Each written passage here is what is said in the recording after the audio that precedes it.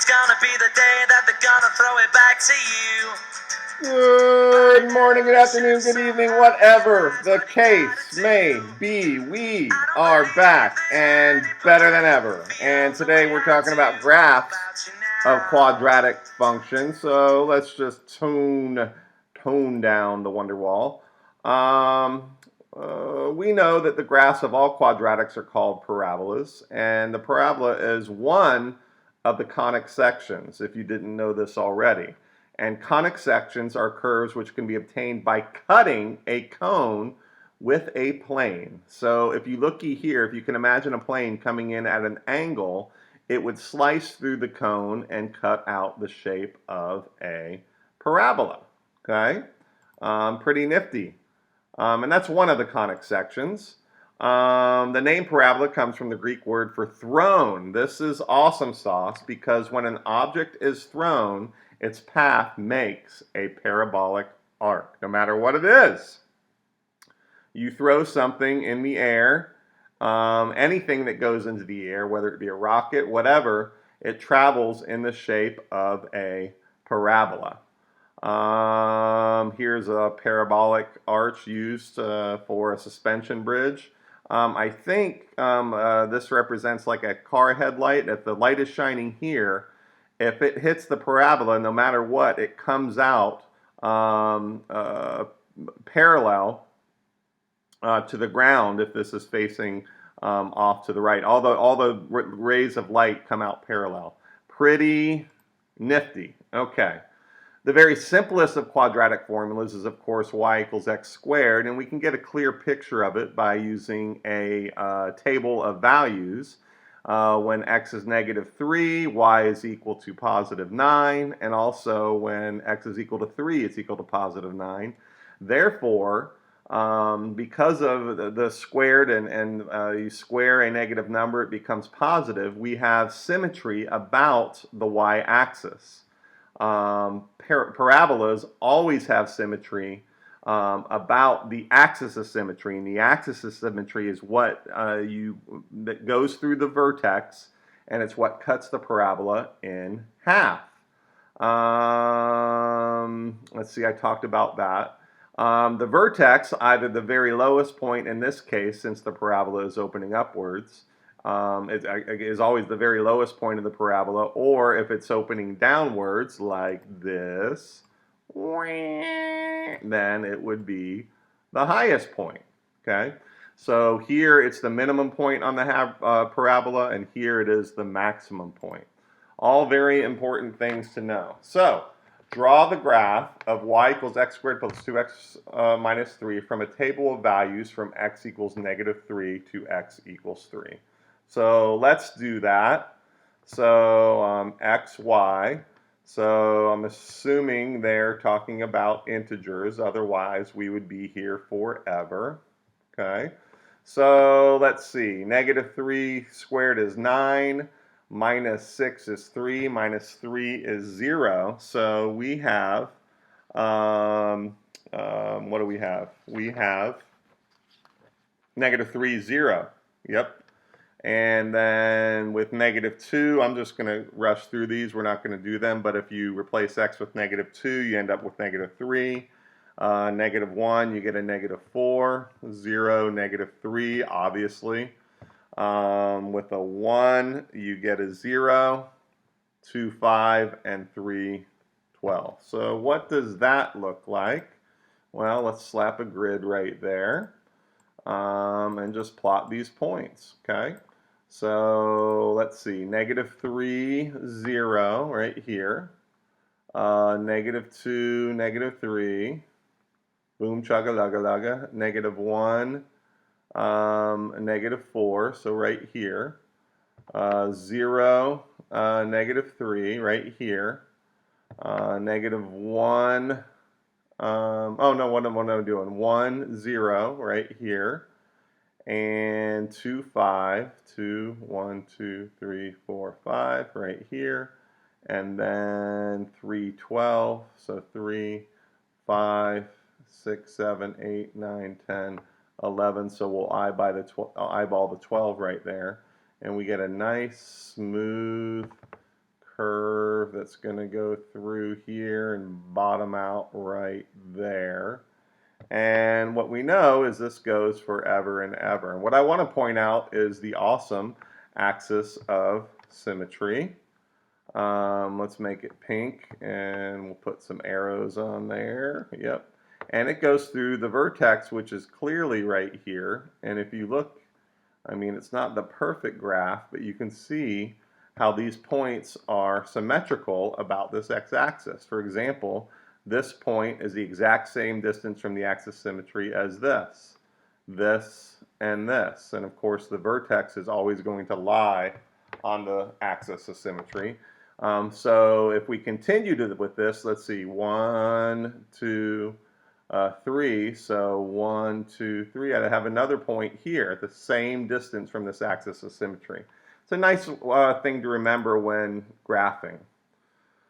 Okay, so I'm not going to read through all of these. I'm going to highlight some of the important parts, but you probably should pause and read through all of these. If we have graphs of the form x squared plus k, it's the same shape as y equals x squared. It's just the k, which is a constant, is going to move the graph up or down. And this is translated 0k. And this is actually in vector form. This is horizontal movement. And the bottom one is always the vertical movement, okay?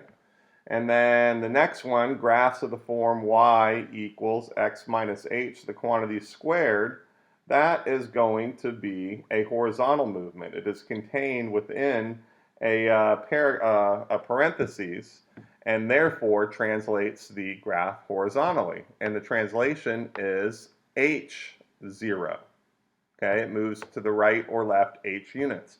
Now, don't get confused here. This is the value of h. H itself, it does not have that value. That's a minus sign. So if h is negative, then we're going to move to the left. If h is positive, we're going to move to the right. But this sign out in front changes it. For example, in that case, if h is equal to -3, I know that is a movement of left. Negative indicates a movement of 3 units to the left. But once you put it in this form, x minus a -3 squared, then that becomes x plus 3.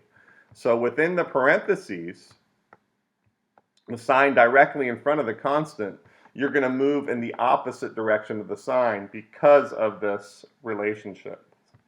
Okay? So graphs, because of that, graphs in this form are going to move h units to the right and, h units horizontally and k units up and down. That's the graph of y equals x squared. And there's a translation of hk. We already know if the coefficient of the squared term is positive, happy parabola, negative sad parabola, opening upwards or downwards.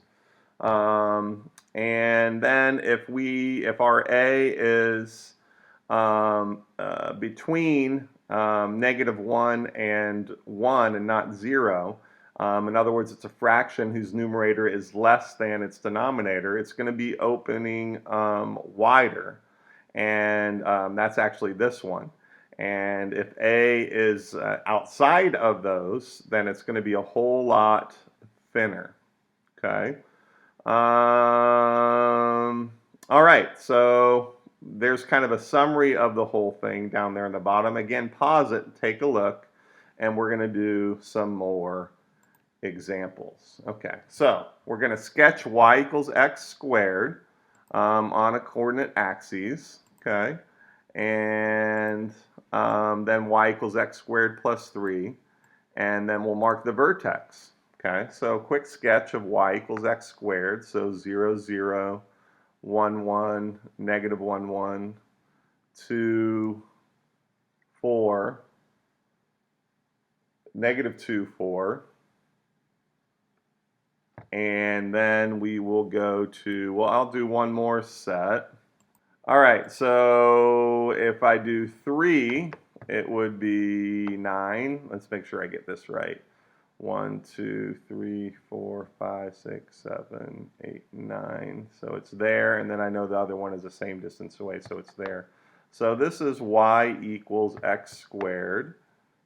And I'm trying to make, it's awful, right? So x squared plus 3, this is plus k, so this is a translation, 0 units vertically, and k, 3 units, 0 units horizontally, and 3 units vertically. So we'll put that in blue. Just imagine this guy moving up 3 units, 1, 2, 3. All the same points, or all the same symmetry, like here and like here. So it looks like this. That's awful.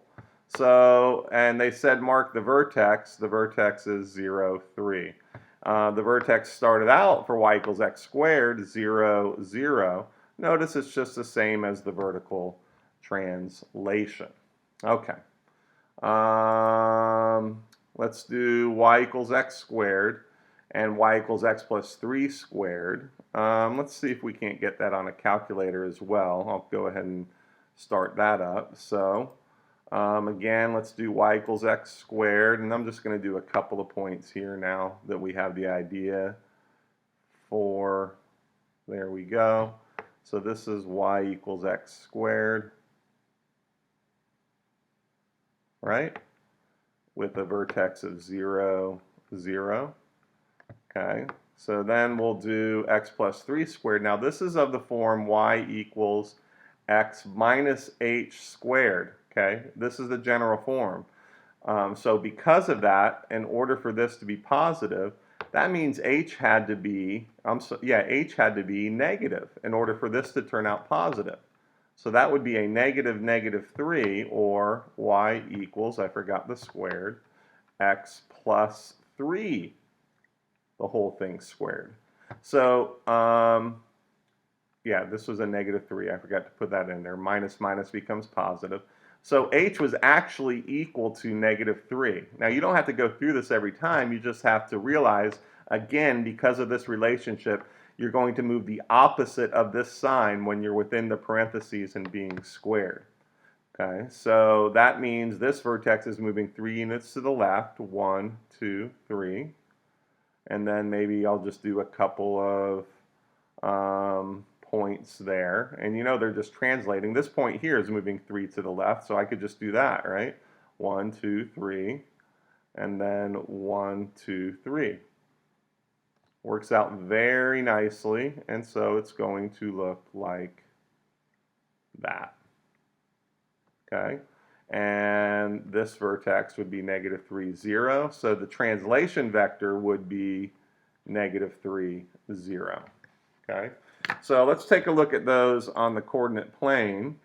First of all, we had y equals x squared. Boom chugga-lugga. And then we had y equals x squared plus 3. Enter. And you can see how that moved up. Let me drag it down. Just moved up 3, just like we did on our graphs. Let's go take a look at that. Not as pretty, but you know, we're doing what we can. And now we'll put the 3 in the parentheses to get a much better picture. And that was x plus 3, the whole thing squared. And there we go.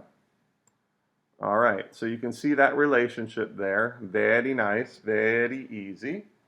Okay, so I think we're going to have to do 2 videos on this. And I'm going to go ahead and wrap this one up so we can go to part 2. So let's see how we're doing with the tunes. Wonderwall, we'll play that. And with that, I will say, I am I'm sure you've heard it all before, but you never